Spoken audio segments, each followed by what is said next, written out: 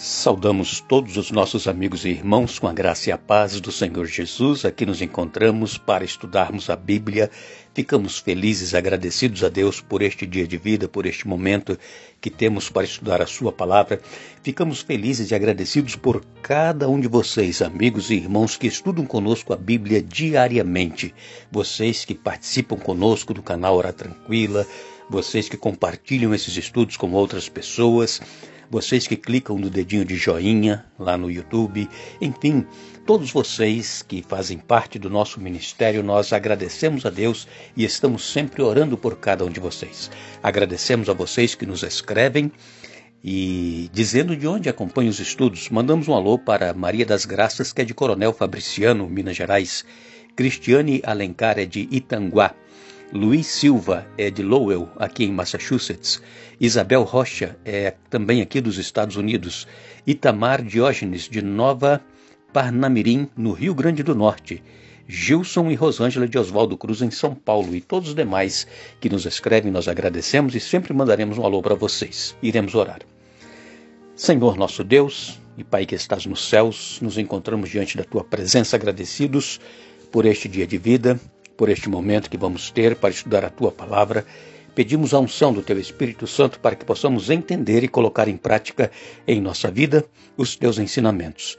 Estejas, ó Pai, com cada um dos nossos irmãos, onde quer que se encontram. Todos aqueles que estão passando por momentos difíceis, tribulações, provações, angústias, enfermidades, aqueles que nos pedem orações, ó Pai, visita-os, abençoa-os, cura-os, realize milagres conforme a Tua vontade, em nome de Jesus. Amém. Estamos dando sequência à nossa série Isaías, Mensagens de Consolo, e esta semana nós vamos continuar estudando o capítulo 7 do profeta Isaías e também o capítulo 8, e nós vamos ver aqui um caminho difícil que o rei Acaz estava enfrentando. O capítulo 7 vem falando aqui do rei Acaz, um ímpio rei que se desviou e se desviava dos caminhos do Senhor, que não fazia a vontade de Deus. Ele tomava decisões difíceis e contrárias à vontade de Deus. E eu pergunto aos nossos amigos e irmãos, qual é o caminho que nós estamos seguindo na nossa vida espiritual, material? Nós estamos procurando também o caminho mais difícil, o caminho que tem suas dificuldades, problemas, ou nós estamos procurando aquele caminho largo, caminho fácil, que tudo está bem? Como é que tem sido as nossas escolhas, amigos e irmãos? Estamos nos preparando para nos encontrar com o Senhor Jesus. O nosso alvo é o céu. Nós almejamos um dia estar com Jesus eternamente. Este é o desejo de cada um de nós. Mas como é que temos feito as nossas escolhas? Temos escolhido os prazeres que o mundo oferece, ou temos escolhido o caminho difícil, o caminho estreito, o caminho da renúncia, o caminho da abnegação, o caminho de lutas contra a carne que nós temos que enfrentar, submeter a nossa vontade à vontade de Deus? Qual tem sido a nossa escolha, amigos e irmãos? Deus está olhando para cada um de nós. Deus, Ele espera que nós façamos a escolha sábia. Deus espera que nós escolhamos o caminho da vida. E o caminho da vida não é um caminho fácil, é um caminho difícil. É um caminho apertado. A porta é estreita, o caminho é estreito. E conforme nós temos ouvido por aí, a porta que conduz para os céus não passou por reforma, não. Ela continua estreita. Porque as casas antigas, né, as portas eram mais estreitas. Vocês que são um pouco mais de idade se lembram, não é? As portas eram um pouco mais estreitas, eram mais baixas, e com o passar do tempo, né, as portas foram sofrendo reformas, né, fazendo portas mais largas, mais altas. Enfim, os utensílios, os móveis que nós compramos, né, sempre são modernos, e antigamente não existia geladeira, não existia fogão a gás, essas coisas, né, que tinham que entrar por uma porta, e então as portas eram estreitas. Os mais idosos se lembram. Eu não sou tão novo também, né? Já passei dos 60, e eu sei como é que era. Então, irmãos, a porta que conduz para a vida eterna não passou por reforma, não. Ela não é uma porta larga, não. Ela continua estreita e apertada. Agora, essa semana, nós vamos ver, então, o caminho que o rei Acaz estava escolhendo seguir, e foi um caminho que conduziu para situações catastróficas para o povo judeu. E nós lemos, então, aqui no capítulo 7, no verso 14, nós já falamos esse verso na semana passada, mas eu vou repetir. Capítulo 7, verso 14 até o verso 16 diz assim: Por isso, o Senhor mesmo lhes dará um sinal. Vejam, a virgem ficará grávida, ela dará à luz um filho e o chamará de Emanuel. Quando essa criança tiver idade suficiente para escolher o bem e rejeitar o mal, comerá coalhada e mel. Pois antes de a criança chegar a essa idade, as terras dos 2 reis que vocês tanto temem ficarão desertas. Vejam, a profecia aqui fala do menino que haveria de nascer, o seu nome seria Emanuel, Deus conosco, comentamos isso na semana passada, e essa criança, ela teria que ser educada, orientada, sustentada por seus pais, orientada na sua vida, nas suas decisões. Por quê? Porque uma criança, amigos e irmãos, ela não sabe como decidir.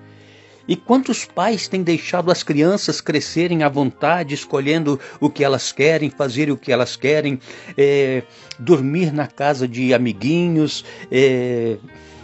enfim, participar de festinhas onde só entra criança, não entra adulto, e os pais permitem. Isso não se pode, irmãos, porque uma criança não tem poder de decisão. Os pais é que têm que orientar e dizer: olha, não, você tem que fazer isso e andar por esse caminho.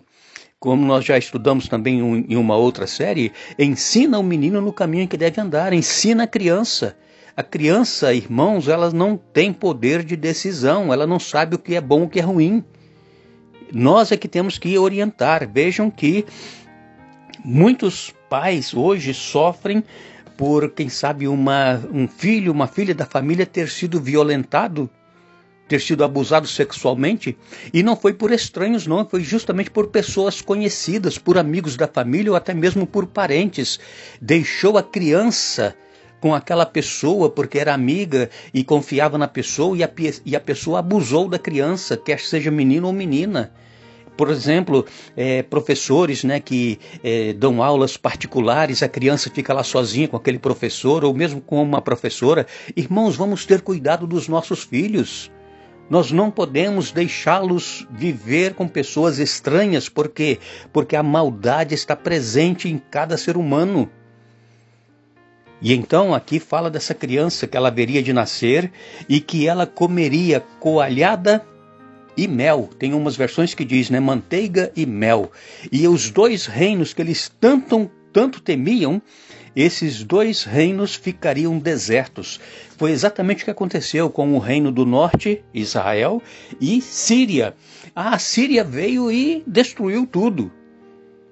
E então ficou deserto a nação de Israel, que é o reino do norte, juntamente com Síria, que eram os 2 reinos que tanto Acaz estava temendo.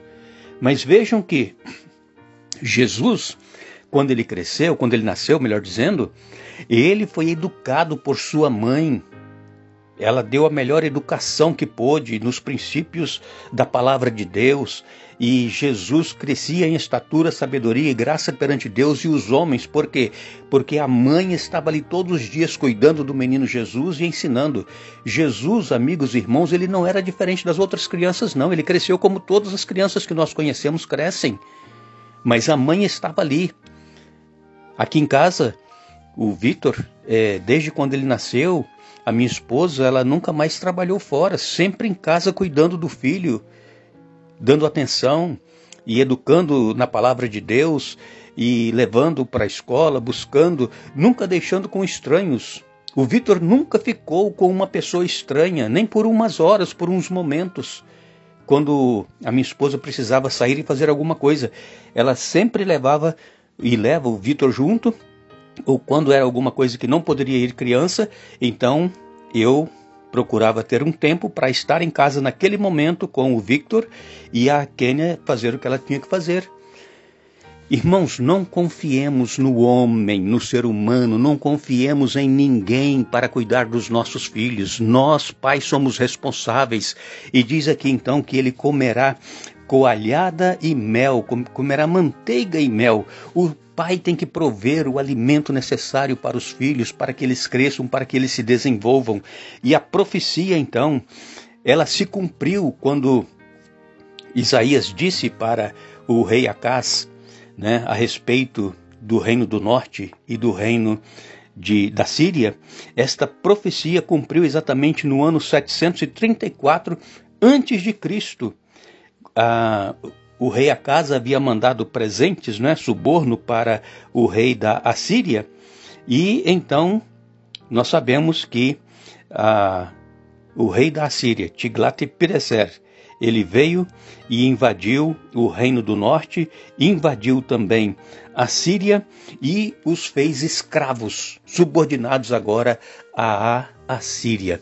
Levou milhares de pessoas cativas e também levou muitas pessoas à morte quando houve a invasão do reino do norte e da Síria. Nós precisamos, irmãos, ter Deus ao nosso lado, confiar nele. Temos as nossas lutas, as nossas batalhas, mas se nós não tivermos Deus conosco à nossa frente, nós também seremos derrotados na nossa vida espiritual. E assim como Jesus foi criado por sua mãe até a idade adulta, quando ele começou o seu ministério, aos 30 anos ele foi batizado, e por 3 anos e meio ele exerceu o seu ministério. Ele agora estava maduro para seguir a sua vida. Assim também os nossos filhos. Eles só terão idade e maturidade suficiente para decidirem depois que eles estiverem adultos, depois da sua adolescência, porque até aí eles não têm noção do que é certo e o que é errado. E pais, vamos cuidar dos filhos. Vamos procurar orientá-los e criá-los nos caminhos do Senhor. Especialmente os pais que nos ouvem e estudam conosco e que têm filhos pequenos. Cuide dos filhos. Não os deixes na mão de qualquer um, não deixe na casa de ninguém, com amigos, com vizinhos, não confie em ninguém, para que você não seja decepcionado. E amanhã nós estaremos, então, aqui novamente para darmos continuidade a esta profecia que foi cumprida sobre Síria e o Reino do Norte. E não nos esqueçamos, eis que crio novos céus e nova terra, e jamais haverá lembrança das coisas passadas. Isaías 65, verso 17. Que Deus nos abençoe.